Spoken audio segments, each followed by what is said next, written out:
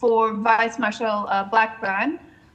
Your submission speaks about supply chains, and we have had other evidence coming from Ports Australia as well as the Maritime Union that the bill does not sufficiently account for shipping. It talks about supply chains, roads and networks and trains, but it does not sufficiently account for shipping or specifically account or effectively account for foreign crew on board those ships, and given that most of the ships that come into Australian ports these days are not Australian flagged vessels.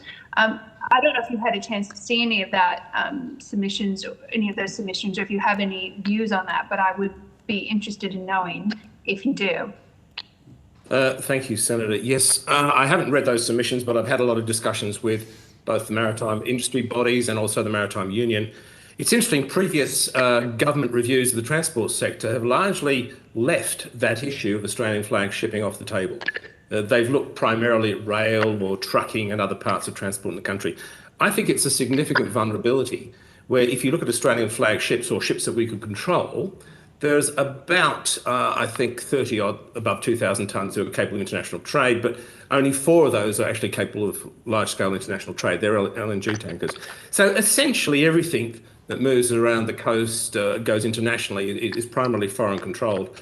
That is a credible risk to us as a nation. If you look at the Jones Act in the US or other countries that require a mandate, a certain part of their coastal trade at least is nationally flagged. If you look at Finland, about 40% of their trade, shipping trade, has to be nationally flagged.